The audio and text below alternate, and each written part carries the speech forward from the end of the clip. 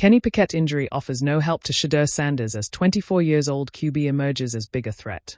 When Kenny Pickett limped off the field this past week, sustaining a hamstring injury, the typical dominoes started to drop.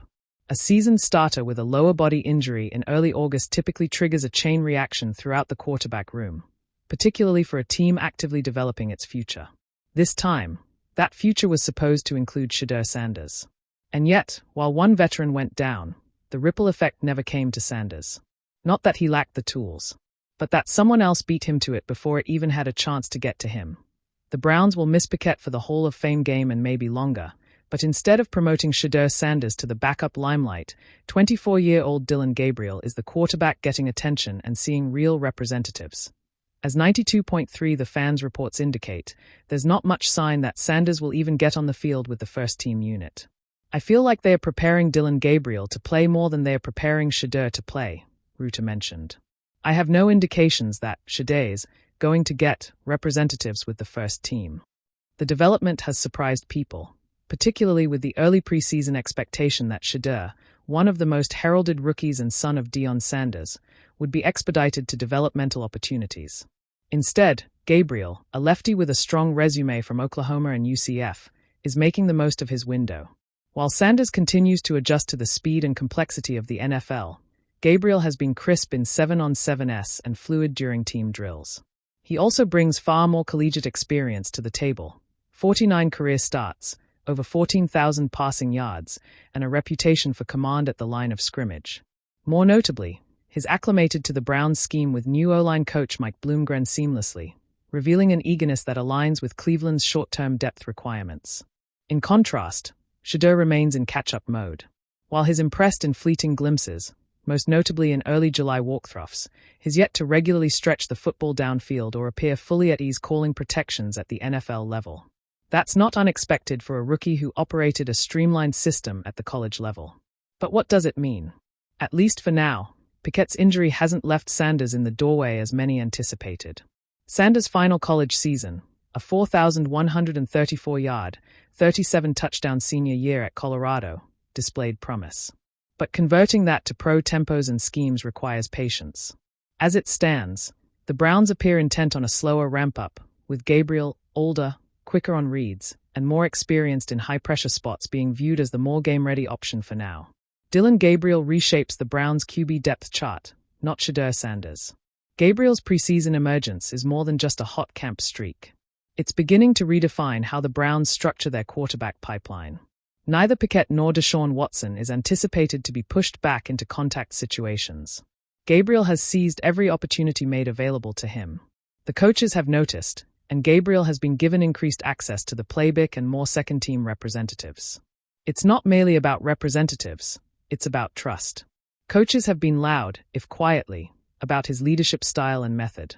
It's that composure that's driven Gabriel ahead of Sanders in early games. As Shedeur remains in the stage of learning not to try to make a throw when he doesn't need to, Gabriel is already ahead of him by 2 steps, reading defenses, making adjustments on protection, and building confidence within teammates. For Shedeur, that does not equate to a gloomy long-term prognosis. The Browns brought him aboard for his ceiling, leadership lineage, and athletic ability. But short-term, the depth chart is solidifying with Gabriel firmly in the lead.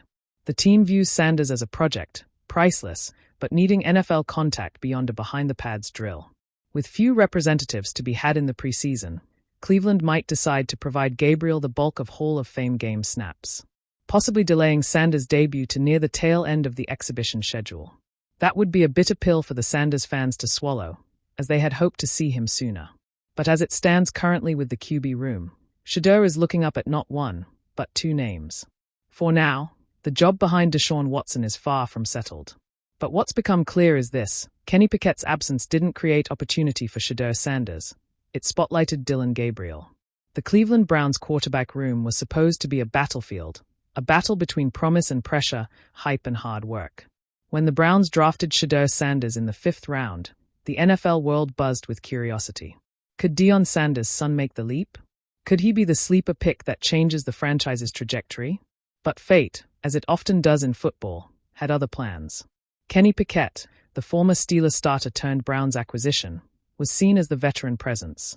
Many assumed his experience would secure him at least the QB2 spot behind Deshaun Watson. That was until a nagging shoulder injury flared up early in training camp.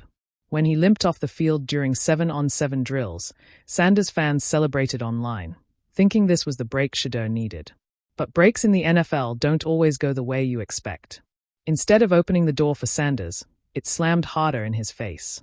Enter Tyson Rudd, the 24-year-old undrafted quarterback from Appalachian State, who had quietly signed a reserve of futures contract with the Browns in the off-season. No social media hype. No famous last name. Just raw grit and a chip on his shoulder the size of Ohio. Rudd wasn't supposed to be a headline. But with Pickett sidelined and Stefanski looking for answers, Rudd got first-team representatives. And in 3 practices, he turned heads, fast. The rise of a dark horse. On a cloudy Wednesday morning, with scouts yawning and reporters expecting routine drills, Rudd threw absolute lasers. A 25-yard strike to Amari Cooper between 2 defenders. A fade to David Bell in the red zone. A 65-yard bomb to Cedric Tillman that had even defensive coordinator Jim Schwartz tipping his cap. Shedeur, meanwhile, struggled. His timing was off. His reads looked unsure. His footwork, usually crisp, looked rushed under pressure. The difference was stark. Shedeur's got a bright future, Stefanski told reporters. But right now, Tyson's playing like he wants it more. Those words stung. Not just because they were true, but because Shedeur knew how fast the NFL moved. One injury didn't mean opportunity, not if someone else seized it first.